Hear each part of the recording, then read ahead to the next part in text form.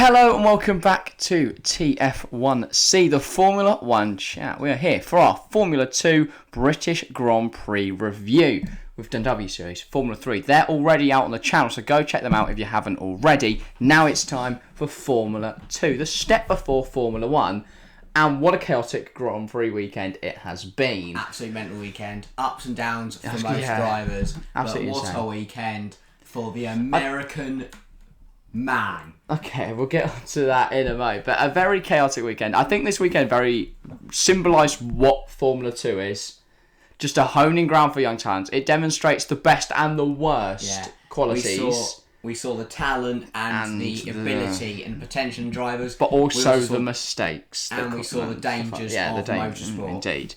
Should we get... So, quali then. We'll start with quali. Very, very good lap from Logan Sargeant in the car. He loves this circuit. He took pole twice here in Formula 3. He's also won here before in Formula 3. Yeah. And with a great lap to put himself on pole for the feature race on the Sunday.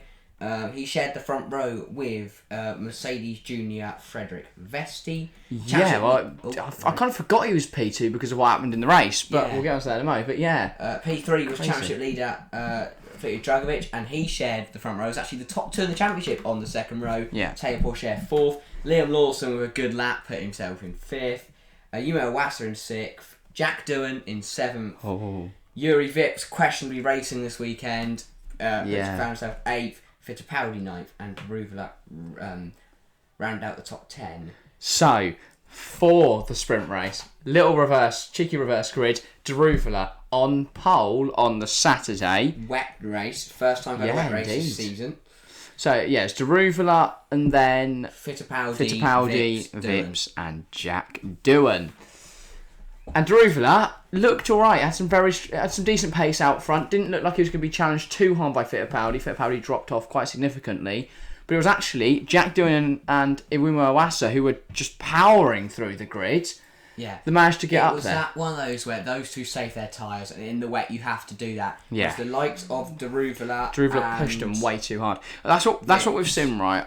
I said on the preview for you that have watched it that Ruvela would take the sprint race win, but it was his poor race management that cost him, because he clearly had the pace in the early stages, but he shouldn't have been pushing him that hard that early, and that threw away what should have been a very easy and comfortable victory. Yeah. But as you said, Doohan and Iwasa drove superbly, powered their way through the field. Doohan winning the sprint. Absolute goat. First win in Formula 2. What a driver. It was another podium for good. Enzo Fittipaldi. He's having a great season, to be fair to him. Yeah, it's very strong for Fittipaldi. I really didn't think he'd be up there, but I mean, strong. I think that's either second or third podium. Really surprised me. Yeah. And then Pourchaire fourth, Drugovich fifth. So Pourchaire gaining points a point. A single point. It's a point, yes. Vesti in sixth. Sargeant carrying on his good weekend, scoring 2 points in the sprint. And Ruvela holding on for one singular point. Lawson fell to the back because he made contact with... Oh yeah, who was it? I should remember this. I was too angry at the time to notice. I was going to say, yeah. And Formula E was on at the same time. Yeah, I remember badly. Hauser. That's why Hauser's 15th. Oh, yeah. Because Lawson pushed really hard at the start, didn't go anywhere, his tyres fell off. And then he... But yeah, feature race then. As we mentioned, Logan Sargeant on pole, and it was a masterful drive. Such a mature drive from the young American. And we'll talk... Didn't get overtaken, did he? Likes to flag victory. Very, very good from Logan Sargeant. He took the win and the full 27 points, and kind of just checked out. Start was very interesting. Sargeant got away well. Vesti didn't get away at all. So Pourchaire, Lawson, and Iwasa flew past. So going into lap one, after about halfway through lap one, it was Sargeant from Pourchaire, from Lawson, from Iwasa. I do think that the bogging down off the start does need to be addressed at the British Grand Prix. Yeah. Because it happened last year, and there was nothing really came of it, but we saw it this year, and we'll talk about it more in the F1 review that goes out just after this one. But we were showing it can be very dangerous. So yeah. Yeah. So lap one of the F2, that was the big moment between Hauser and Lasani, which was a very scary incident. And again, we saw the halo save someone's life. Because without that halo, Roy Lasani would not be here right now, But, I mean, I tweeted it out at the time. I was talking about how Roy Lasani drives like he's in an F1 open lobby. He gave no room to other drivers, zero regard for other drivers. He ignored all of the track limits. He was literally just weaving across the gaff.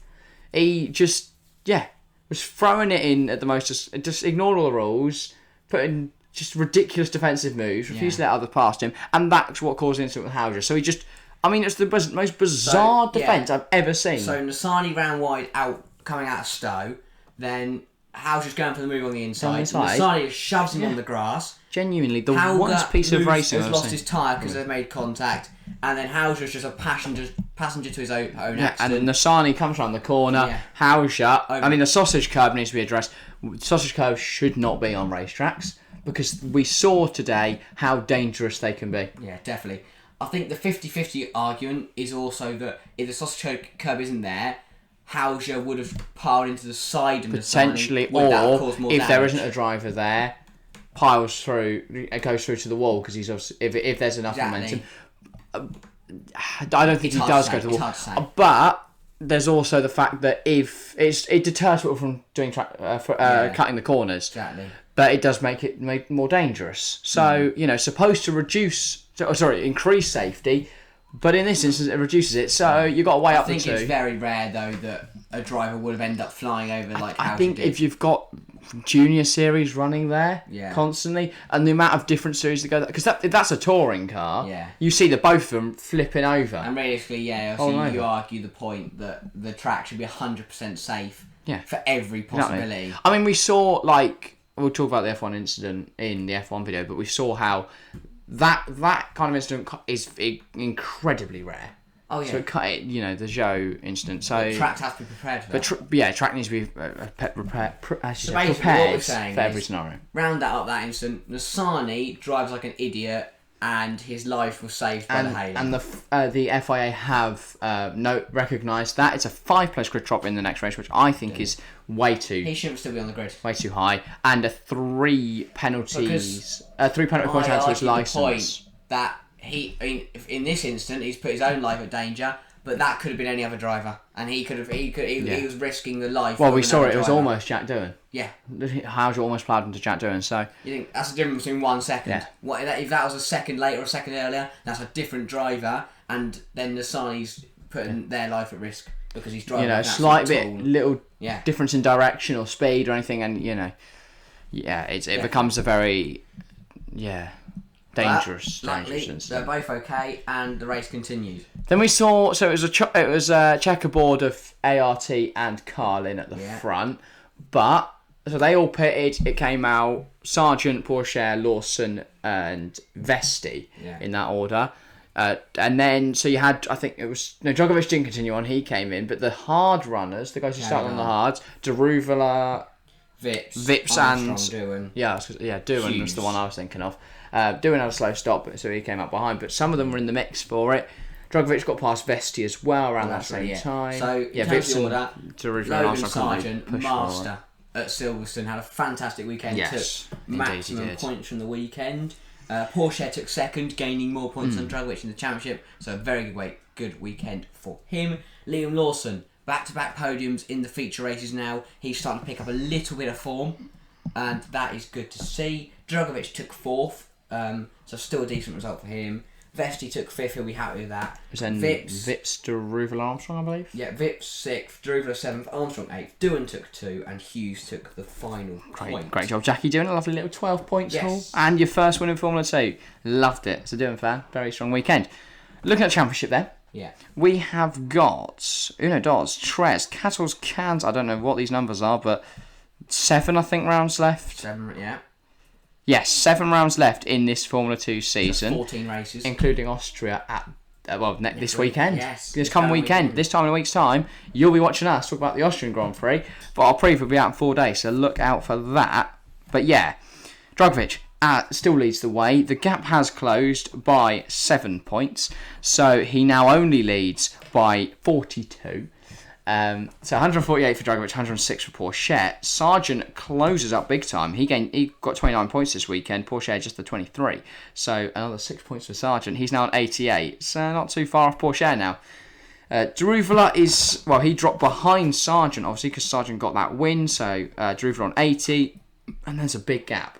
A big 21-point gap between Drugovich and Lawson in P5, who obviously, at the start of the weekend, after the sprint race, he was behind, and the start of the weekend actually, he was behind Jack Doohan, and other drivers ended up above them. He's level on points now with Marcus Armstrong. They're both on 59, and Yuri Vips. He got 8 points today as well. And then Doohan, he's 2 points behind him in 8th. Strong campaign from the rookie. Only really Sargeant. Yeah. He's the only other rookie that's had a better season. So those two, very, very good seasons from then. There's Fittipaldi 9th, who, as we've mentioned many times, has been very impressive. He's a point off Doohan. A point behind him is Dennis Hauger. So it's all very close. And then it's Vesti on 54. So from Lawson in 5th to Vesti in 11th, 5 points separates those 6 drivers. Very tight. Yeah, very tight there. And then there's 21 points to the top 4. And then there's 68 between 4th and 1st. So it's so tight. Apart from Drugovich has just fucked off. Yeah. Pretty much. But I definitely I think Sargeant, great year this year. I think next year, again, he'll be right up there. And I think Williams... I was going to say, I think Williams will loan Piastri for next season. Bring in the Alpine entry. Yeah. Piastri will replace Alonso at the end of that, and Logan Sargeant will go into that Williams seat, becoming the first American F1 driver since Scott Speed. If you look at, say, 5-6 years' time, you could have Logan Sargeant and Zach O'Sullivan win Williams drivers. Yeah, I think Sargeant definitely. 5 or 6 years' time, not yet.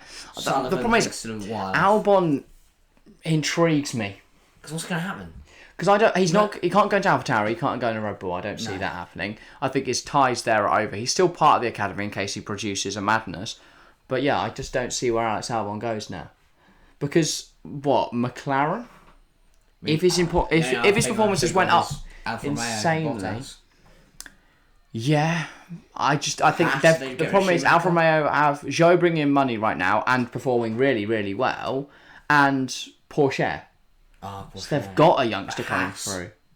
If Schumacher doesn't perform... Yeah, I think Haas is an option, yeah. Because I think no matter what happens... And K-Man can't have too many seasons left. If they've got Piastri or whoever it is, they cannot halt the progress of Logan Sargeant. Because I think he has what it takes. Or Zach O'Sullivan. Yeah, I think they have what it takes, especially Sargeant. Yeah. He's been absolutely phenomenal. I mean, we spoke about it in F3 as well, so go check that out, but Zach O'Sullivan, very solid weekend for him as well. And then, so, teams joining the grid, though, could have an impact. Andretti, I imagine, will bring Colton Herta to the sport, American. But another driver... I'm sure they wouldn't mind. Yeah, I mean, Sargeant as an American makes sense, but I was thinking more like maybe Albon if Williams want to keep Sargeant. Yeah. But interesting to see. They could even bring another guy in from IndyCar, though. Yeah. Audi look like they will join with another team if they're going to join, but then McLaren seems to have rejected their advances for now, so who knows there. Porsche look like they'll join with Red Bull, but then it is... Who's the other team that we're looking at joining them? There's Porsche, Audi, and someone else. Andretti. Yeah. There's someone from the Volkswagen group. I can't remember, to be honest. I'll have a quick Google. But I think what the big thing is we're trying to say here is that this was a very good weekend for drivers like Sargeant to perform. Everyone was watching. Big British Grand Prix, over 400,000 people there. Great event, and they performed on the biggest stage in front of their employers. So yeah, it is pretty much confirmed that Porsche and Audi will work together. Right. We'll both join Formula 1 in 2026, but not together. Red Bull and Porsche seem to be collabing because obviously they're powertrains now. Red Bull 2026, you're probably looking more towards Zach O'Sullivan. I was for Williams. Yeah. Yeah, but I think Sargeant and Sullivan together makes both of them together makes sense. Yeah, definitely. So it will be 11 teams because I imagine Audi will either go to McLaren, Williams, or Sauber apparently. Yeah. But yeah, it'll be interesting to see. Yeah. See what happens there. Other than that, though, that is about all for Formula 2 this weekend. As I mentioned briefly, though, we are back with Formula 2 action in Spielberg, so look out for that. We'll be doing our previews on Friday, as always. So, yeah, if you've enjoyed this, make sure to subscribe, put notifications on. You'll see that one that goes out on Friday. But yeah, Formula 3, Formula 2 and Formula 1 at Spielberg, the home of Red Bull. It'll be interesting to see whether any of the Red Bull rookies can take the win, or whether Max Verstappen can take the win, but that's a completely different video. But yeah, thank you all very much for watching. Make sure to get involved in the comments down below, give all your thoughts up, hit the like button, all that good stuff. But yeah, thank you all very much for watching, and we'll see you next time. See ya.